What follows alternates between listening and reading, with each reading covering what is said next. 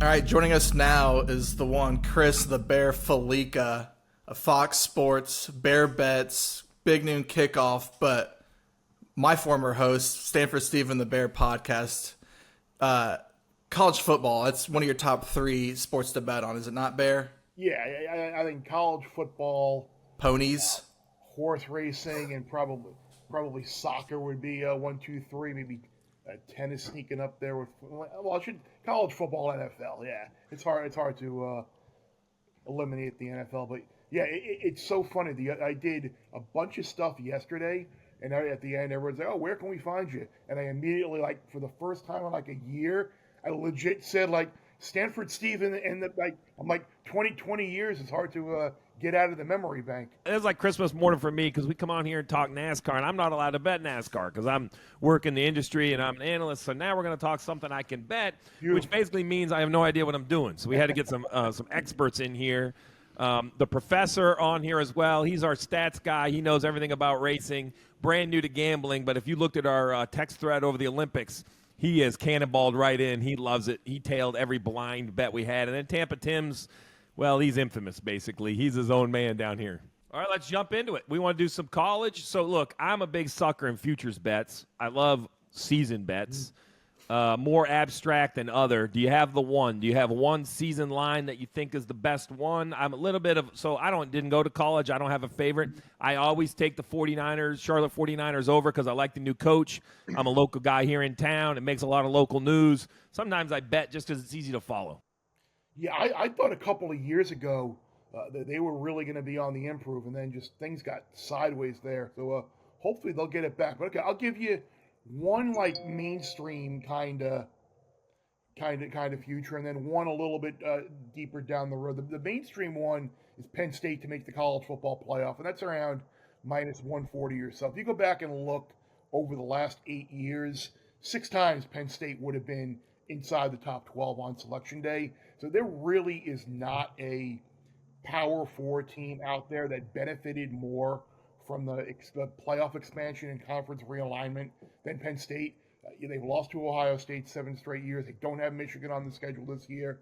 But like if James Franklin and the Nittany Lions continue doing what they've done for the last 8 years, they're going to be 10-2. They're going to be in the playoff. I mean, last year they had one of the best defenses in the country.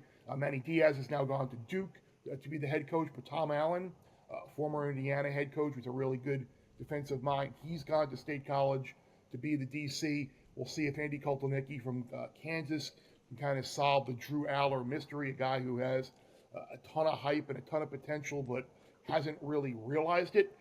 We'll see if he and Julian Fleming, an Ohio State transfer wide receiver. But again, all they got to do is just do what they've done the last few years, and at 10-2, that they'll be in the playoff. The one a little bit further down is Doak Walker Award. R.J. Harvey, the running back from UCF. He's 50-1 to win the award. UCF is a team that I'm pretty high on this year in the Big 12. I think if you look at the Big 12, there are probably about 7 or 8 different teams in that league that you could kind of say, hey, yeah, one of these teams could win and you wouldn't be surprised. But Gus Malzahn now at UCF. He brings in KJ Jefferson from Arkansas to be his quarterback. But Harvey is a guy who really didn't become the main running back until about game 4, game 5 last year. Ran for over 1,400 yards, was a Doak Walker semifinalist last year. And now that they're in the Big 12, he's probably going to get a few more marquee type television windows and a little bit more exposure. So he's a guy that I threw some lunch money on there at 51 because I don't think that Ollie Gordon from Oklahoma State won the award last year.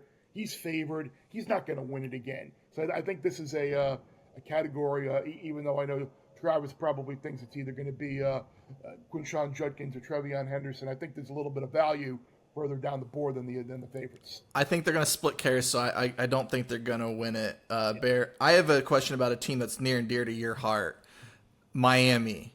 They're plus 210 to make the CFP. One preseason top 25 game. What do you think about where Miami's going to be this year? Can they finally make that next step? Man, I have the alumni pessimism on Miami.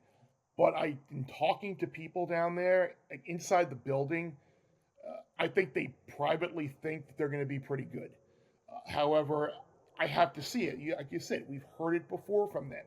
This is a team that, since 2006, they've won 10 games in a year once, and that was kind of a smoke and mirrors year in 2017.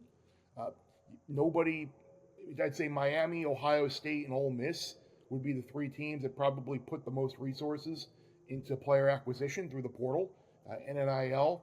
There will be a lot of disappointed people if Cam Ward and Sam Brown and Damian Martinez and Tyler Barron and Simeon Barrow, if they don't come in and pay immediate dividends. I'm with a bunch of sicko Miami fans in a long group thread. Like this Florida game to open the year is massive, because if you lose, then it's like, okay, here we go again. Hype in the offseason, didn't deliver.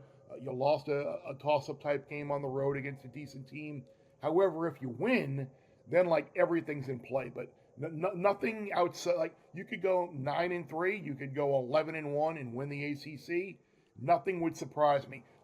I initially was on under 9.5 because I'm so used to Miami. I mean, they haven't beaten North Carolina in forever. I mean, they've gone to overtime with bad Virginia teams. I mean, this is a team that always has seemed to find ways to lose games. Hopefully that will change this year. I do have I'm ticking on Miami at plus 450 to win the ACC. So I'm coming around. I think the bigger thing is the further down you look in the ACC, I'm not sure how great the league is overall. And Miami, I think on paper, certainly has the most talent in the conference.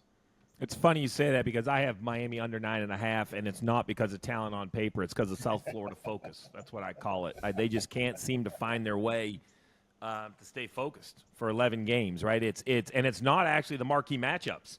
It's you mentioned the UNC, right? It's the two mediocre losses that you're just, how did you not win this game that you were nearly a double-digit favorite to win, and you somehow mess it up? Yeah, watch them go to USF like week 4. Watch them beat Florida, and then like week 4 they go to USF and find themselves in a battle with the Bulls like Alabama did last year. Well, so you jumped right into our two football favorites on here. We got producer, as you know, wearing the Ohio State shirt. What you don't know is the professor up there is a Penn State guy. Oh, wow, I did not know that. Good. Oh, yeah, so we have a little bit. So let's talk about Ohio State. How good are they going to be? That's the question. I think they're going to be really good. Like, if you talk to people there, like Jeremiah Smith is someone who could have been a top 5, top 10 pick had he come out in the draft this year. And people are saying that have seen him play, seen him practice, like he could start for a number of NFL teams right now. That's how good and athletically gifted this kid is. But you've got 2 running backs. You bring in a quarterback in Will Howard, who probably will be the starter. It's funny because I still kind of think the door is open eventually for Julian Sayin to take over at quarterback. Like I think the beginning of the year, Howard will start. Sayin and probably Devin Brown will get some reps. But they really don't need to know who their quarterback is until the Oregon game. Defensively, they made massive improvements last year with Knowles. You bring in Caleb Downs in the secondary now. They are absolutely loaded. And I would be stunned if they're not in the college football playoff. One of the biggest bet that I had made this offseason was a 2-team parlay on FanDuel. I was able to make the bet. Georgia and Ohio State to make the college football playoff, both of them. It was like a minus 289 parlay. Like they're both north of like $6 to make it. But I think if you look at Ohio State, like another award, season-long award that I should have brought up before was like Ryan Day to win the Bryant Award. All these awards, like so much narrative goes behind them. Like the narrative is Ryan Day, he's coaching for his job, off season, go heavy into the portal. You bring in Chip Kelly to be the offensive coordinator. You go out there, you wind up going 11-1 or 12-0 maybe. You beat Michigan. You win the Big Ten. Ryan Day is going to be the coach of the year. You can get him about 12-1 to win coach of the year. But Ohio State, talent-wise, doesn't have to take a backseat to anybody, including Georgia. Yeah, I think the same thing. I think Ohio State, Georgia. I mean, they're the monsters haven't changed. There's one thing that hasn't changed. I have a question about one. And look, I'm going to say it because it's a little bit of clickbait, but I was on it early last year and got the over. You spent a bunch of time out there because we're going to go to Colorado, right? So we're going to talk about the Deion effect. I liked what I saw year one. I'm as far on the other side, negative in year two, as I was positive in year one. I don't know if they've read the headlines. I don't know if the show is just letting me see the dysfunction. I can't get them over 5.5 wins. I just can't find that on the board. I've looked at their schedule up and down. I cannot find a 6th win. I can't either. I played under 5.5 as well. I just, not only the on the field product, like somebody that I trust out there, a buddy of mine in the industry, says that if you look at their top 22 depth chart, they're the most talented team on paper in the Big 12. Like, I can't get there with that. Now, they probably do have the 2 most talented players in the league with Shedeur and Travis Hunter. But all of the new changes on the coaching staff, guys like Warren Sapp, who have never coached before, like, how is that going to go? You have the reports of what's going on behind the scenes. Again, sometimes maybe you have to maybe roll your eyes a little bit, maybe take it a little bit with a grain of salt, because sometimes some ex-players or ex-coaches might have a little bit of a grudge. But yeah, I just, Deion's got to improve coaching from year one to year two in Colorado. He made a couple of poor game management decisions, especially in overtime. We'll see, but I can't get there over 5.5 either.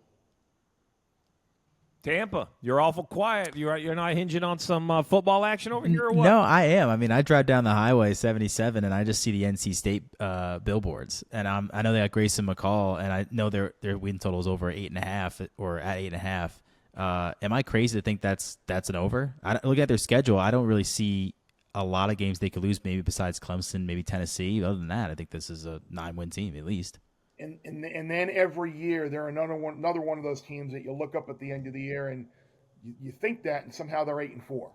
Like it just like you'll lose a game to Virginia or Duke or someone that you probably shouldn't have lost to. But you're right. I mean, Dave Doran has clearly improved and raised the level of talent and expectations within this program. He desperately wants to get to 10 wins in the regular season or with the bowl win. And with McCall and with Concepcion, they certainly have the ability on offense to be very, very potent. I wonder about the defense, though. Losing guys like Peyton Wilson, like a lot of guts guys from that unit. But a lot of respected money out there has come on NC State to win, not only go over 8.5, but win the ACC. So that certainly would not be a surprise to me if the Wolfpack indeed exceed expectations this year. Barry, let's go global. NIL, the portal. I mean, we talk about gambling and have been doing that forever, but you've been focused on this football and college sports forever. How much more work, how much different is it to try to turn the magnifying glass on these teams? You know, I've heard coaches say that, you know, I'm now recruiting every player every year, where it used to be just the incoming class. And I hear all this different buzzwords. My buddies at NBC talk about how hard it is to try to pick your schedule. You know, when they sit down with all the networks to draft the schedule, what are the marquee like, listen, Michigan, Ohio State goes off the board first. There are certain marquee matchups that you know are going to be huge TV games, but who got Colorado last year? What other big matchups don't we see? There's a lot of smart people trying to figure out which of these teams should be on, you know, under the lights on a Saturday night, the marquee matchups. As a handicapper, how much more difficult is it in today's world of college sports? It's much more difficult, and you kind of piggyback on what you were saying. Like, yeah, I get with the people at Fox Programming in late January, early February, and kind of right before they do their draft, and they kind of pick my brain and see what I think of certain teams and certain matchups. And it's hard because the portal is still open. You don't know what's going to happen after spring ball, who's going to come in, who's going to leave. And your assessment of a team might be much different for the good or the worse after all those changes post-spring. But it's the same way with handicapping. You've noticed season win totals and things like that getting posted later and later. Your power ratings that you build from the previous year that you have filed away, or the ones that you trust, maybe aren't as good and reliable as they've been in the past, because you're relying on a lot of like returning production and things, and then maybe you don't have returning production from your team, but you bring in someone else who had a bunch of production from another team. How do you weigh that in? It really has become much more difficult. And then you have not only with the production, just the changes in conferences. Like, how do you judge an SMU who's moving to the ACC after they played in the American? Like, they're a trendy team in the ACC this year to make a run. But then you look back at, like, when they were in the American, they'd lost 9 of their last 10 games against Power 4 teams. Like, and their recruiting rankings haven't necessarily indicated that they're ready to beat these type of teams when they're playing them week in and week out.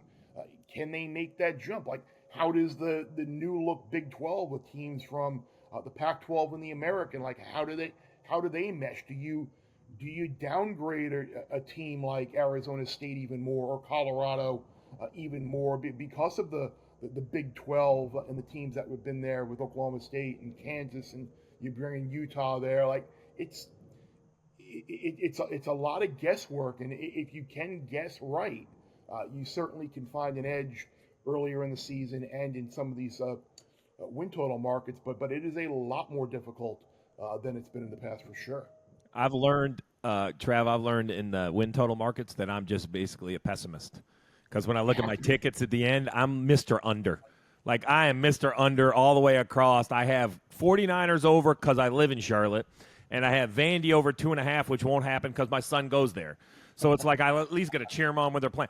Other than that, it's like I'm a pessimist. I'm even looking at Texas, 9.5. I'm like, nope, under. I don't believe it. I know I should on paper, but you got two good, playing Michigan. They got the A&M game late, obviously. They got Florida. They got Georgia. I'm like, there's an easy third loss somewhere in there. So I'm Mr. Pessimist. Well, I've got an optimistic one. Bear, what do you think about this? Boise State and Liberty to win their conference at plus 186. That's what the parlay price is? Yeah, I was going through these conferences myself, and Ralph Michaels from Wager Talk and Kiev O'Neill from the Oddsbreakers did a stream for 2 hours yesterday, and that pod will be up at some point today. And we kind of went through, and I think our assessment basically was we're not looking to beat Boise in the Mountain West or Liberty in their conference as well, just because you look at Boise's schedule. Not only do they have the most talent there with Jonty at running back, and you're bringing Malachi Nelson from USC at quarterback, they don't even play who are perceived to be the better teams in the Mountain West during the regular season. Dirk Hutter is back there as an offensive coordinator, and he's familiar with that program. He was there as a head coach when building them up into the power that they became. And Liberty, keeping Salter and keeping so many of the players around, it's the weakest schedule in the country. Like, yeah, I don't hate that bet one bit at all. And to follow up on Steve's thing about the totals, yeah, I think I have one season win total, two. I played 2 season win totals over, and both numbers have moved. Like, I played Syracuse over 6.5, and that number has now moved to 7 or 7.5. And I played Iowa State over 7.5 as well, because I think the Cyclones are going to have a real team. But yeah, I've gone under on everything else, like South Alabama under 6.5, Temple under 2.5, Notre Dame under 10.5. Yeah, under Missouri under 9.5. Yeah, under. Because that's typically where you get a little bit of a bump. Like, early in the year, everybody thinks their team has hope, has potential. My team is better than everyone. Your team stinks, and everyone wants to bet the over.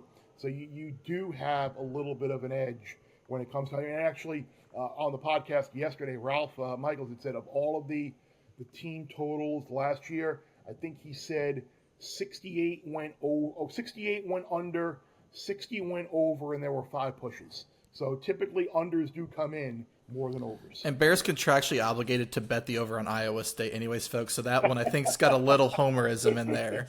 Dude, last year, man, like, you're in on the joke, and Steve is in on the joke and everything, but like last year, the number of close games that they lost, and they kind of took their lumps early in the year, playing Rocco Beck, playing Abu Samba, playing Jalen Noel, the wide receivers.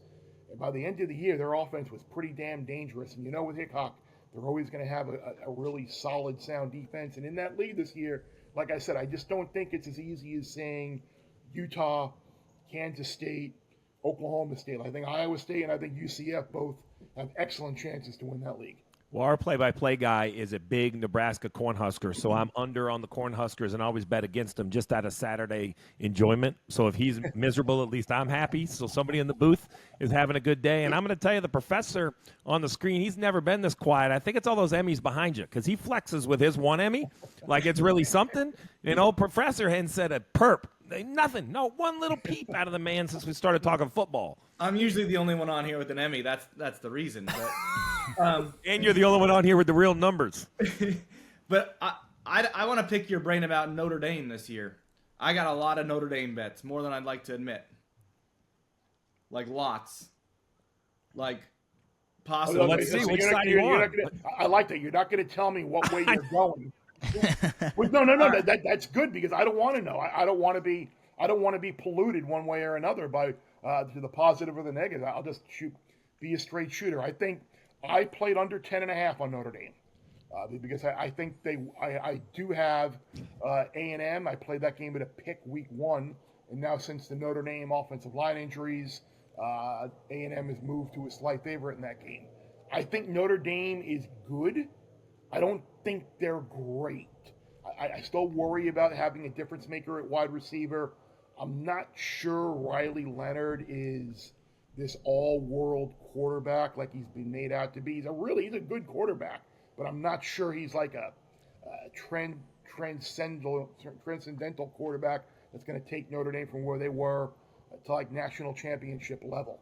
I worry about the offensive line early in the year, but I think 10-2 is certainly a baseline for the Irish this year. I like Marcus Freeman. I like the staff he's assembled. I think the defense is going to be very good, but I worry a little bit on the offensive side of the ball. A lot of unders probably for Notre Dame this year. Well, Bear, we appreciate having it, but I want to talk. We talked a lot about specific bets. I'm going to tell you in general. You talked wrestling, or weightlifting, boxing, all the the degenerate bets we go down. I'm going to tell you my favorite bet all year long. The bet I look at the most, and Professor knows because I'm normally on air covering an Xfinity Series race when these go down on Saturday. But I love no bet I like more than a heavy college favorite coming out slow second half line. There's no bet I love more than Alabama when they come out and they're up 7 at halftime. Oregon's up 7 at halftime. They're too good. They're too deep. Now, every once in a while you get smoked. Every once in a while you get burned, and this is the day they can't figure it out.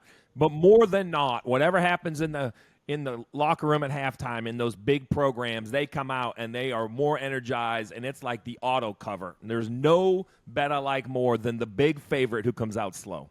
That's a beautiful bet. That's what live betting has done. It's created these opportunities where you're watching a game or you notice a score and you're following a game online and you have an opportunity to re-bet or bet for the first time in a game after getting a little bit of evidence. I'll give you another example. Like last night, watching tennis, Iga Swiatek rolled in the first set against an overmatched opponent, Vavra Gracheva. Second set, she kind of struggled, was up big, lost the tiebreak, and they went to a third set, and that was a perfect opportunity to reload on Iga going into the third set, which she won handily 6-2. So, not only college football, NFL, but all throughout sport, Olympic betting, basketball, you notice the same thing. I can't tell you the number of times last year where you'd notice in the NBA, maybe the Nuggets are in a game at home in the third quarter, and you look on, or maybe they're down, and you notice for the game against a bad team, the Nuggets are still -4 for the game, and they wind up winning by 11. Yep. So it's in-game betting. Like you said, man, that is a great opportunity to get a discounted price on a game, and not only. And now I'm wound up about this. We were talking about this on the Bear Bets podcast the other day because I had said about how I'm season win total under on the Dolphins, no playoffs on the Dolphins. I want all the Tua unders because I just don't know if last year was a one-off because he hadn't been healthy prior to that. And Will Hill, my co-host, was saying going down the schedule, he goes, maybe another way to attack this is wait for an in-season price because if you looked at the Dolphins' early season games, they're against teams that aren't great. So maybe they get a false 3-1 or 3-2 or 4-1 start, and then when the back end of that schedule heats up, you get a better price on them to either go under or not make the playoffs. So again, when you're making these season-long bets too, consider that. When you're look at the schedule and see if there might be a time to maybe jump in that might be better, more profitable for you. Listen, it's a South Florida focus. No different, college or pro. It happens to Miami even year. And I will say the other one I love to hammer, and you mentioned it, I hammer under for every big-name quarterback. And here's why. Injuries. I don't care how they play. It doesn't matter. The injury rate, injury percentage of quarterbacks, if you track that over the last 15 years, it is just gradually going up. Not to mention you have a monster quarterback and they have a great year, they'll get sat, right? They get so much guaranteed money anymore. These guys, we're not worried about passing totals. We're not worried about bonus money. They get so much guaranteed money, they will sit those last couple games. So I'm under every big-name quarterback number. It's so funny. I have a buddy who he will look at the people that were top 5 in rushing yards, rushing touchdowns, passing yards, passing touchdowns, receiving yards, receiving touchdowns, the top 5 leaders from the previous year. And he will just blindly take the best under he can on every single one of those players in all those categories for that exact same reason.